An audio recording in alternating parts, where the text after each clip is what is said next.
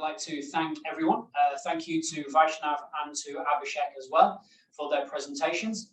And I would like to open up the floor to some specific questions. So we've got a couple of questions that have come through now. What happens if you do nothing? So do you stay on basic? So yeah, exactly that. So if you decide to do nothing, that is entirely a choice of yours. If your printer is older than 1 year, then you don't have that 1 year warranty anymore, but you will still have access to the online knowledge base from Markforged. Markforged will no longer accept support questions direct to them. They will be directed through back to us here at Core Additive, and we will deal with them from that point as well. So hopefully that's answered that question. Got a question here around simulation for Vaishnav. What's the difference between Markforged simulation and something like SolidWorks simulation or Abacus? So I'll pass over to Vaishnav for that question. So the main difference between the Markforged simulation and something like SolidWorks simulation or Abacus is that Markforged simulation is very specific to the Markforged printers. The one thing that Markforged printers are specifically can do is put in the carbon fiber or the fiber layers. So this simulation takes into account that fiber layers in the part, as well as the process limitation of the FDM printers. For instance, it takes into account anisotropy along these direction.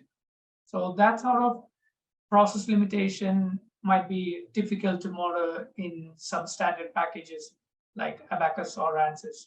So yeah, that's pretty much it. Okay, thank you very much for that, Vaishnav. Got another question that's come through from here. Thank you for these. I'll pass this one over to Abby. Is simulation only for the X7? Abby, are you happy to answer that? Yeah, for sure.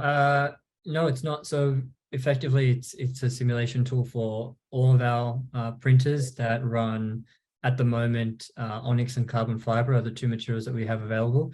So if you're reinforcing your parts with carbon fiber on any machine, whether that's a Mark II or even an Onyx Pro, and you're not using any fiber at all, and you just want to run a simulation based on an Onyx part, you can do that as well. So the answer is you can do it on any of our printers. For the metal machines as well, we've just released stainless steel, so you have the opportunity to reinforce to simulate parts that are printed in stainless steel 17.4.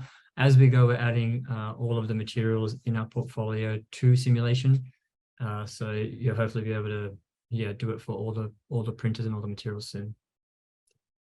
Okay, thank you for that. Just on that simulation, we just had another question coming. Will the simulation software be expanded to look at assemblies of parts? I'll answer it first, and then I'll let Abby have a go. My feeling would be probably not. Markforged is very much based around STLs and standard singular parts. However, Abby may well have some additional information on that one. Nothing that I can comment on at the moment. Okay. But yeah, I would say, we're focusing on parts at the moment. So STLs, like Stephen mentioned, are the way to go. And it's hard to get, assemblies within STLs. Yeah. No, I think that's pretty much. If you do export your assembly as an STL, then it won't have the same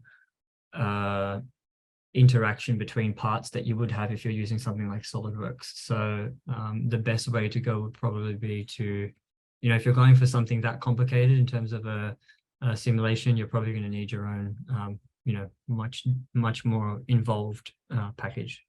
Yep. Okay. What's RBAC again? I didn't understand. Sorry, maybe we weren't particularly clear. So RBAC is role-based access control. So what that basically means is within the EIGA software, an organization owner will be able to start to create teams within the EIGA framework, and you can start to lock off certain folders and certain parts to certain individuals. So what that means is that then allows you to create a much more sort of complex framework within your EIGA. At the moment, I would suspect Most people's IGA is just a whole bunch of folders that everybody can see and everybody can have access to. So what role-based access control does is allows an organizational owner to create a framework for, say, pre-production, for part approval, for final part approval. The production team can only see the approved parts. The R&D team, there might be two different teams. There might be a team working on one part of an area of an assembly, and another team working on a different part, and they don't necessarily need to see each other's sort of pre-approval parts. So you can start to really simplify and make life a lot easier for users within the IGA software using that role-based access control.